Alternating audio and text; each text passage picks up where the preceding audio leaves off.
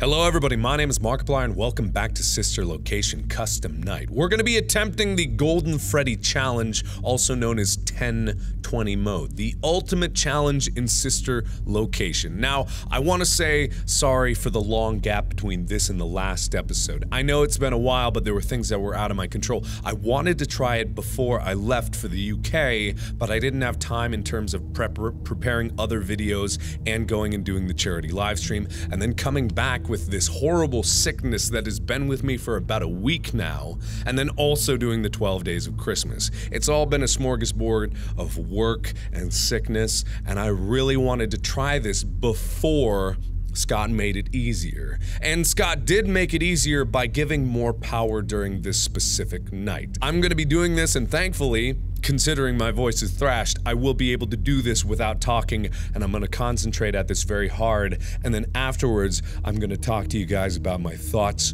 and strategies and my thoughts about this story, because supposedly there's a hidden cutscene if you beat this mode in the game, and I'm very eager to see it because I have not seen it. I have not looked up anything else about this game. I have not looked up any strategies. All I'm going into it is with my strategies, a little warm up on easy mode, and that was easy mode. It's super easy. It's literally, everything's at 3. It's super easy, so that's no test. I just wanted to do that as a flexibility test and to see if I remembered all the mechanics. But without further ado, I'm going to be trying very hard mode, and let's see how long it takes. It is currently Tuesday, December 20th. It is now 12:36 p.m.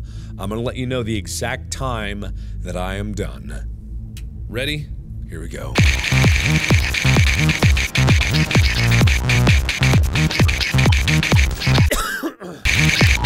Hi, it's now day 2. I still feel a little sick, but I feel a little better than I did yesterday, and I've got the basic strategy down. I've gotten very close. I've gotten so close, and I just need to adjust my strategy about Foxy, because what I didn't realize is that Foxy does drain power when he hits the door, so I just need to make sure I watch Foxy a little more, which requires some minor adjustment, but if I do that, I should have enough power, no problem, and this should be in the bag, but I just gotta make sure that my reaction times and my concentration are up, and that's a bit of a struggle right now, but I've almost got it, so this should be good. Hi guys, I just wanted to do kind of a developer commentary about this because once again I was too busy concentrating to be able to talk while I'm playing. Right. And I apologize because my voice is still very raspy. I am still sick, but I wanted to kind of sift through the chaos here because if you're watching this, and this is a very sloppy opening anyway, so it seems extra chaotic, but to be perfectly honest,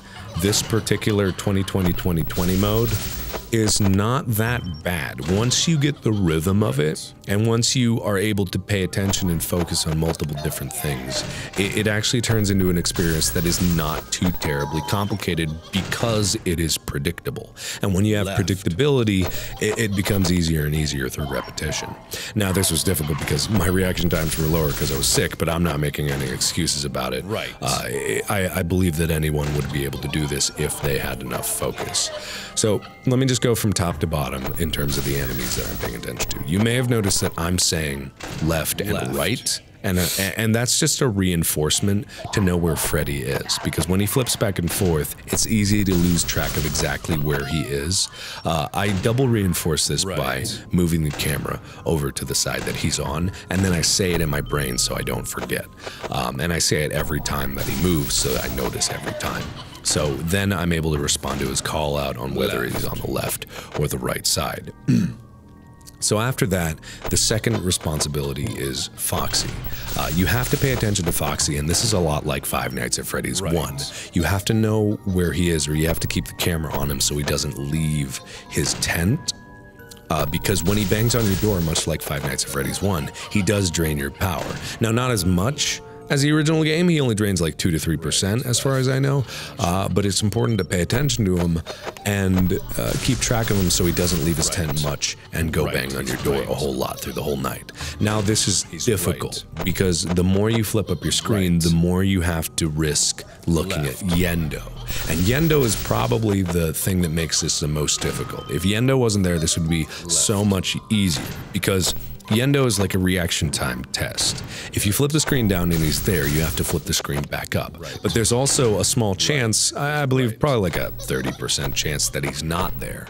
And if your finger is twitchy, you'll flip the screen back up, and that's what I mean by slop. If you see me flipping the screen spastically, it's because like there, right there. It's because I was stuck in a loop of instantly twitching it back up until he appeared, and then I was able to break out of the loop from my own finger. So he drains your oxygen, and he does it quick. So if you're not instant on bringing the screen back up, you're going to lose oxygen, and then you're not going to be able to see anything in the entire game, and then your focus goes off. And this game, or this particular mode, is broken down into 3 different senses. You have to see to be able to know when Lolbit and, you know, Bonnet and Yendo is there. You have to be able to listen to know when Freddy's doing his thing, when Bidybab's doing his thing, when Ballora's doing their thing.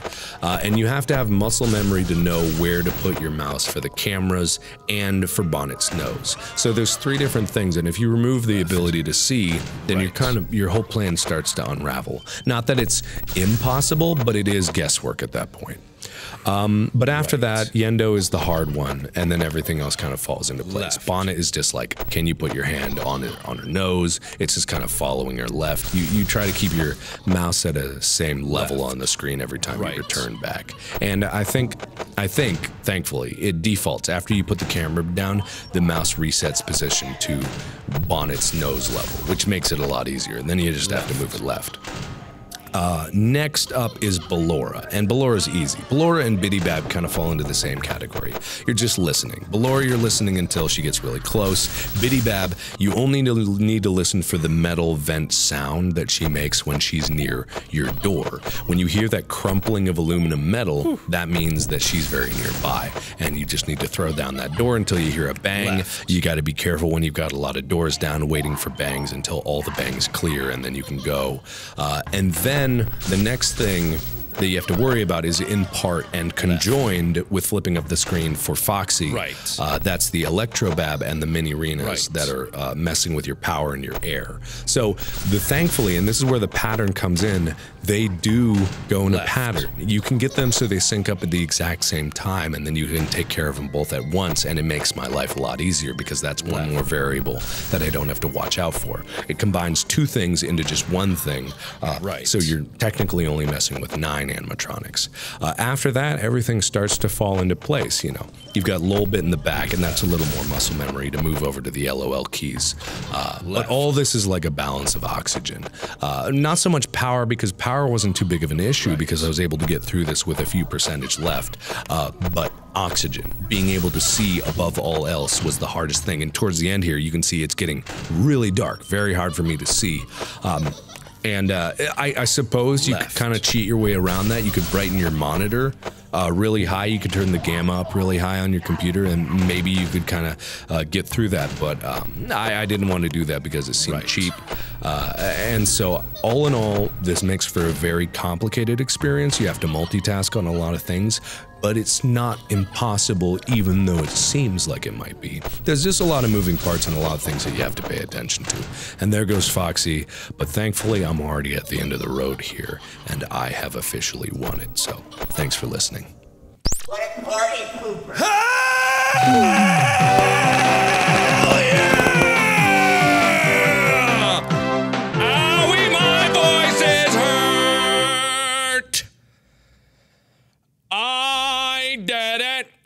Father, it's me, Michael.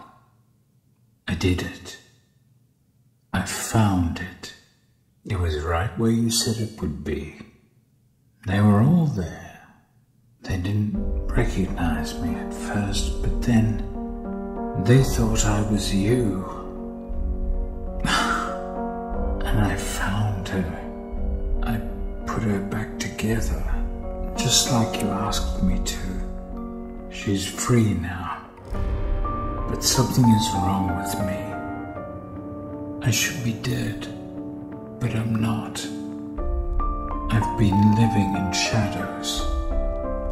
There is only one thing left for me to do now.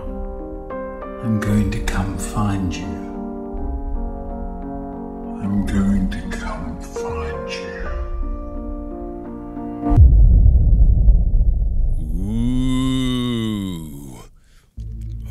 Is that the next game? I don't know. Fazbear's Fright? I have no idea. Okay, that was an experience. Man, I'm full of pep.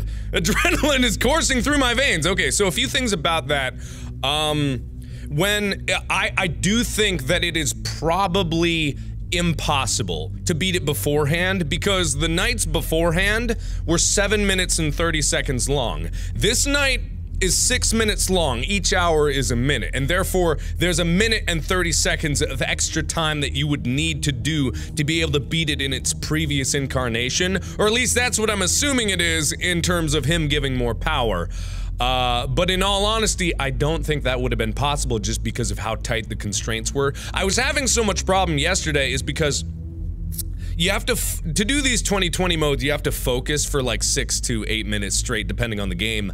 And I would say this one's very hard, but not like the hardest I've ever done, mostly because it may seem complicated, but everything in this particular one has a rhythm. See, I was able to combine the Electrobab and the Mini-Rena into one. They were in a set rhythm. They would go off at exactly the same time, so I was always able to predict that. And for a long time, I was just letting Foxy go because I didn't think that Foxy stole power like in Five Nights at Freddy's 1, but she does. So as soon as I accounted for that, I only needed a few more tries and then I was able to beat it. Because yesterday, I realized that towards the later end of my attempts, but I was starting to feel so sick and I was just like coughing up a bunch of phlegm and it wasn't good. But today I felt peppier. Not the worst. I would put it just before the first Five Nights at Freddy's in terms of difficulty. All in all, not that bad. Kind of boring compared to the other ones in terms of just the monotony of it, because this one is very monotonous because it's the same thing coming at you again and again and again and again. You just gotta do the same thing over and over. But I would say a pretty good one, not bad at all. And that cutscene is very interesting because he said father, and he thought I was you. So, did he? I gotta think about that. I wish I could watch it again. What I'm gonna do is I'm gonna watch it again and then I'm gonna come back and get more thoughts about it because I wasn't able to capture everything. But I'll go look it up in just a second. Be right back. All right, so I just watched back the cutscene and there's a few interesting things to take note of it. Number one, the guy says his name was Michael, and number two, he's talking to his father, and number three, he's talking to him, telling him that he shouldn't be alive. Now, at the end of the cutscene, it showed the blown up wreckage of Five Nights at Freddy's 3 after the protagonist lights the fucker on fire and burns it all down. And it was revealed at the end of Five Nights at Freddy's 3 that Springtrap did survive that. So I can only assume that from this cutscene, Michael Afton, who I'm assuming that is because his father, they're all British. The person at the beginning of this game was Mr. Afton, and I'm assuming that they're all the Afton family, and I'm even assuming that the daughter who keeps talking to her father asking to go see Baby and was eventually killed by Baby was their daughter and Michael's sister. But all that aside, it showed Michael as Springtrap surviving the explosion, which we already knew for Five Nights at Freddy's 3, but that VO could have taken place at any time throughout. Now, there's been some theories saying that there are two purple guys, and I could understand that in terms of like a father-son duo. There could be two purple guys in this and just kind of having a powwow of murdering and creating horrible monstrosities of death and weird life.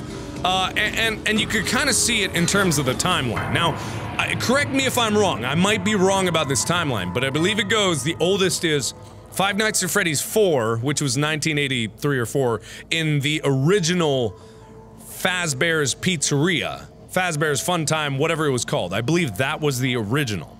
Then, and in that, you can see cutscenes of Purple Guy not being a murderer, but just generally seeming like an employee, putting employees in suits of his horrible creations. Now, you go to Sister Location, where Michael is sent in by his father to try to piece together what's left of his sister and their daughter, and I can't help but be drawn to the comparison of Ennard to, the puppet from Five Nights at Freddy's 2, because the puppet in the minigames wanted to piece the dead children back together. Now, to what end, I don't know, but this creation, whatever it is, Ennard somehow was able to give Michael Afton near supernatural powers of living beyond death when you should not be alive. He went in Michael's body, transformed him into literal purple guy, and then was exploded out. Now, maybe that happened to their father. Maybe that was already the case. I don't know. It doesn't seem possible because everyone in the neighborhood was very intimidated by this purple fellow by the name of Michael Afton and Purple Guy walking around the streets. But it's all just very confusing, you know. And I say comparisons just by the button, the mask, the 3 to 4 fingers, the spiral leg matching the spiral pattern of the puppet, like, and the general marionette nature of this creation here. There's a little bit of me and everybody pulling the strings. That's the only thing that I could thematically draw from that, and of course, I am not a master theorist. I know a lot about this, but I don't know everything, so these are only the conclusions that I can draw. So, there may be 2 purple guys. This was Michael Afton. His father is Mr. Afton, and it's possible that his sister was the girl that was killed by Baby, and he was sent on a mission to try to put her back together because his father literally created life in these machines, and somehow in a perverted way, maybe this purple guy who got forced into Springtrap and was haunted by the souls of dead children was corrupted in a wrong way, turning life into something perverted by something that is by itself perverted life in this. It's all a very complicated story, or maybe it's simplifying. I have no idea. I would love to see a grand outline of everything from top to bottom, but I feel like we are not quite there yet. I feel like there might be one more game going. Or maybe not, honestly, who knows. But this one, Sister Location, was really fun. I liked it. It was a welcome change from everything that I've seen thus far. And it really hammered home the interesting story behind everything. And I like that a lot. And it was a pretty good challenge in Custom Night. I don't know if I ranked the difficulty, but I said Five Nights at Freddy's 2, Five Nights at Freddy's 1, this game, Five Nights at Freddy's 4, and then Five Nights at Freddy's 3. That's what I'd say in terms of difficulty for the 2020 modes. But either way, thank you everybody so much for watching. Let me know what you think down in the comments below. And as always, I will see you in the next video. Bye-bye!